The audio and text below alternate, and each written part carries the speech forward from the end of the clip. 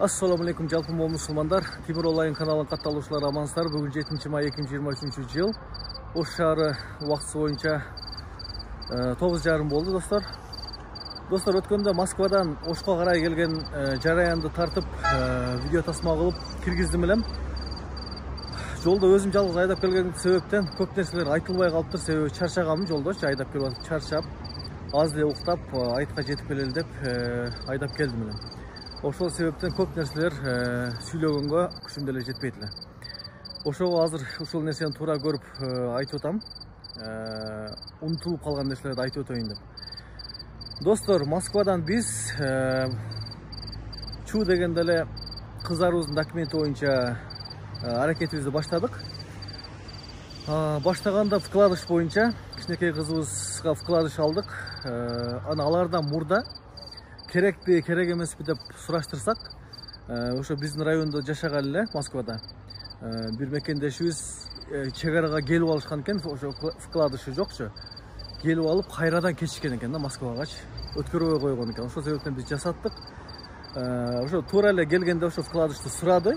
Чоң кызым Кыргызстанга келип башта паспорт алып кеткен болчу. Анын паспорту менен эле көргөзүп өттүк. Анан машина боюнча достор ошол темир номер менен эле кирип келдим. Себеби кайра кетем деген ой мененчи. Транзит кылган жерим жок, шоттон чыгарган жерим жок. Анан ушул номер боюнча да өткөндө мына Ошто бир гайден сурасам, бул кандай кирди чыкты кылыш керекпи бир определенный бир убакытта десем, жок, жөн эле жүрө бересиң деди.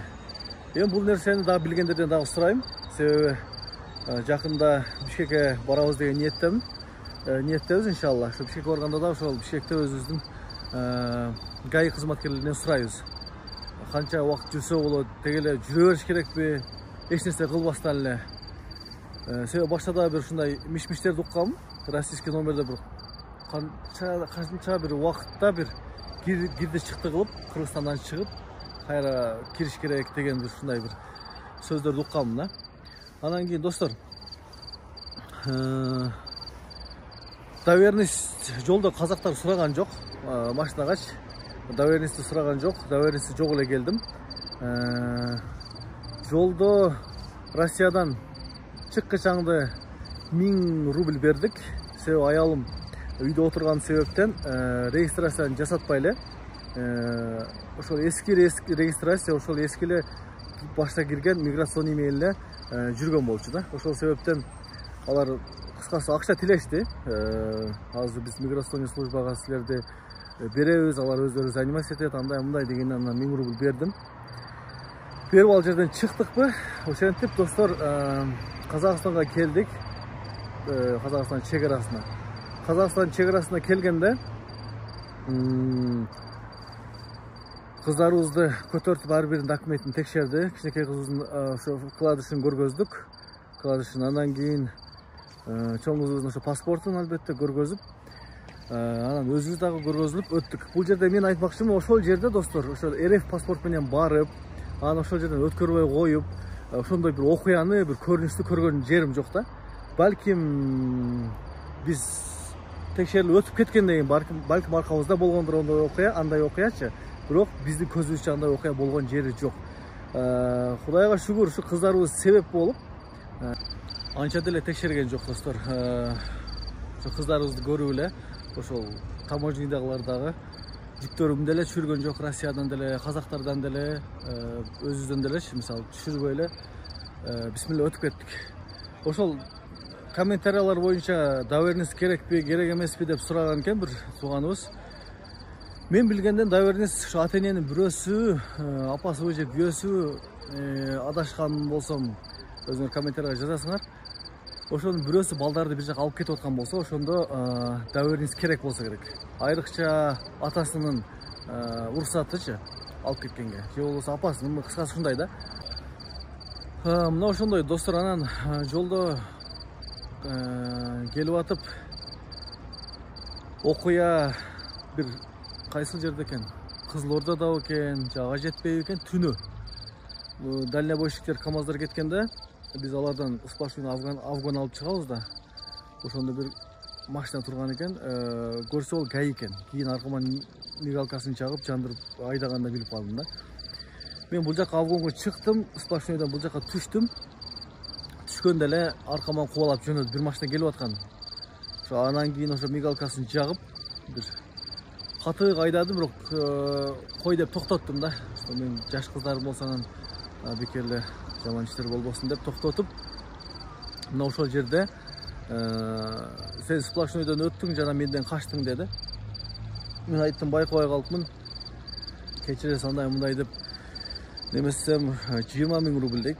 Анан мен 20 000 рубль бербестен 5 000 рубльди бердим. Алып келип берип туруп. Анан кийин ал да ынсаптуу экен.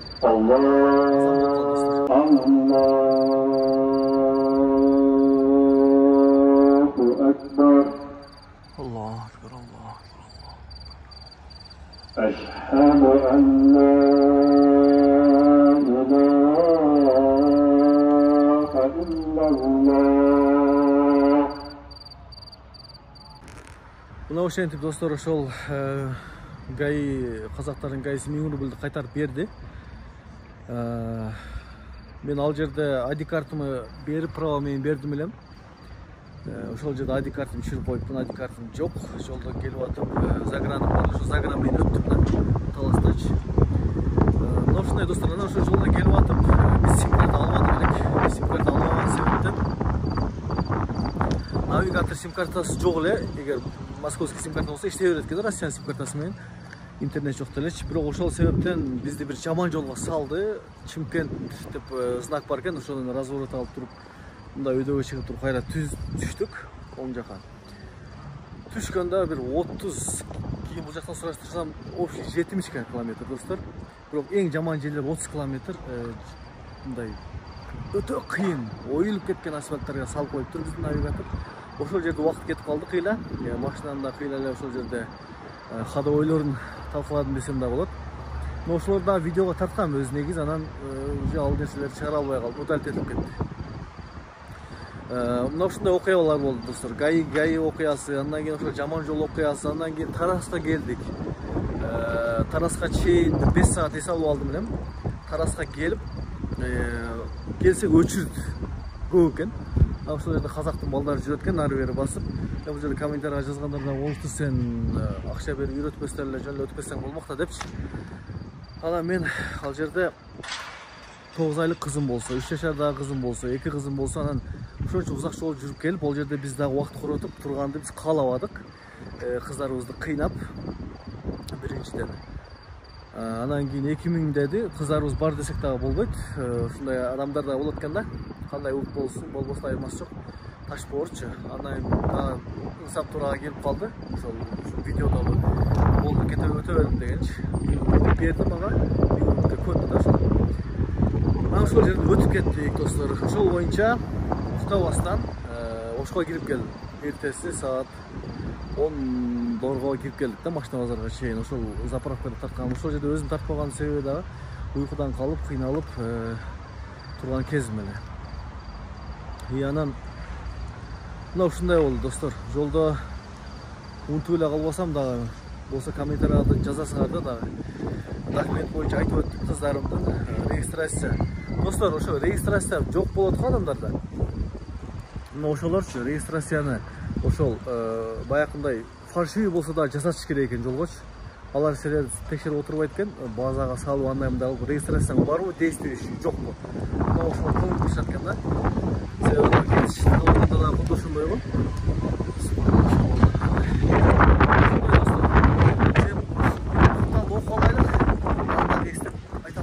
Достор, ошол КамАЗдар секин кеткен авгонго чыгып, ошол жерден 4000 берип калдым ГАИге. Эгер расходторду эсептей турган болсокчу.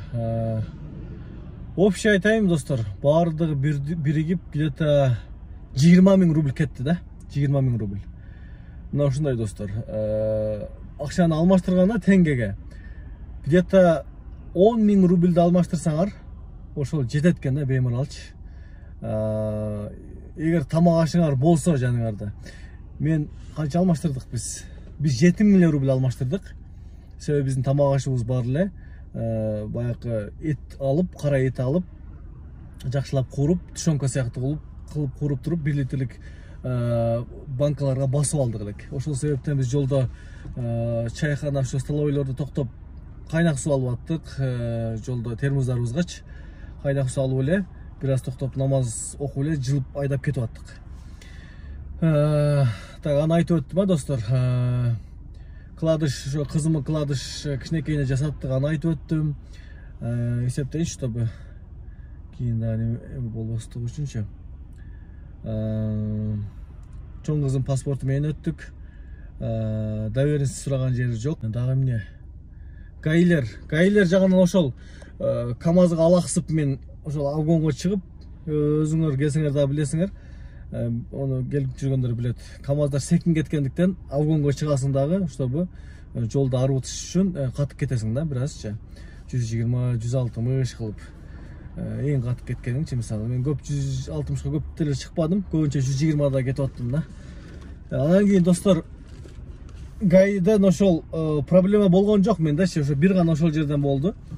Ошо 4000 рубль бир бердик, ошо менен гаи менен бир связь деле болгон жок. Жолдо ошол тосту эметип атышты, башкаларды бизди тоспой эле кетип аттык. Айтмакчы достор, страховка, казактардын страховкасын так, канчага жасаттым? Рубльге примерно 1000 канча рубльда, 1500 рубльбе примерно ушундай. Транзиттерге арзан экен достор. Баягы сары кагаз номер менен келгендерге арзан экен. Мына темир номерге бир аз кымбат экен. Мен Аяш акам айтты эле, бир 5000ге жасаттым деп айтты эле, канча кымбат айтты эле, бирок менде шүгүр биз барганда арзан жасады да. Страховка маселеси бүттү, страховканы жасаттык. Ошо колдон келсе достор, бул жерде мен айта кетчү нерсе эмнелерди кылыш керек. Жолдо эгер токтобой кетем дей турган болсоңор, тамак алып алганыңар жакшы, именно ошол курдак кылып турупчу. Курдак себеби баягы биз неме кылдык достор. Курдакты ошо банкаларга бастыкпы? Анан мен Москвада доставкада иштеймин деп ашандан баягы холодильник сумкаларды сатып алып койдум эле, мындай убактылуу сактай турганчы. Ошого салып койдук. Ошондо бирок жакшы сакталып келди, эттерчи Кыргызстанга чейин келди да. Ошондой пакет алып туруп жаап алсаңар болот. Термо деп коет аны. Ысык салсаң ысык, муздак салсаң муздак боюнча кармайт бир убакытка чейинчи. Андан кийин достор, анан жолдо заправкаларда рубль алган заправкалар дагы бар экен Казакстандачы. Рубль алган заправкалар дагы бар экен. Себеби бир жерде биз Казакстандан ошо аз калганда Тараска жетпей 2000 рубльге бензин куйдук да. Сөзсүз достор, сөзсүз свечаны оригиналга алмаштырып алгыла. Себеби мен алмаштырып чыктым, машина эч нерсе болбостон келди да. Себеби жолдо катык басканда ошо свечаларында баягы учундагы немелери, спиралдары күйүп кыскарып кетет да, анан машина трайт этип калат. Меники алхамдулилла азыр дагы жакшы эле жүрүп атат. Бензин маселесинде только 65 куюп келдим достор, чтобы свеча карарып күйүп кетпесин, жана башка нерселер болбосун деп. Бирок Казакстан 92-де таза дейт, бирок мен Москвада адатка айланып калган себептен 95 куюп келдим, дагы деле куюп жүрөм. Достор, Тараска салбай эле койгула. Тараска салбай эле койгула. Кордайдан өтөрү жок экен достор. Кийин мага дальнобойщиктер айтты да анычы. Ушундай 30 километрге салдым, ушундай жаман жолдо жүрдүм десем, андай жол жок эле го дешти да. Аябай таң калдым. Кийин анан да мына ошко келгенде дагы сурасам, эгер Кордайга сала турган болсоң, жол дагы жакшы, посттон дагы тезирээк өтөсүн деди. 90 километрде экен, айланып калат экенсиң.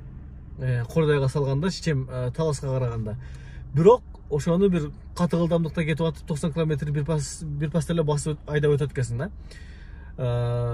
Мына ошол жерде Кордайда өзүнүн КамАЗда жүрө турган жол отдельный болот экен, жеңил машиналар жүрө турган жол отдельный болот экен достор. Ошол себептен тез өтөт экен да, себеби Таласка келгенде аралаштырып коюп таштады да. КамАЗдардын арасында кичинекей машиналар деле турат, кыскасы аралаш. Анан ошол жерден ошол казактын балдары акча иштешет экен да.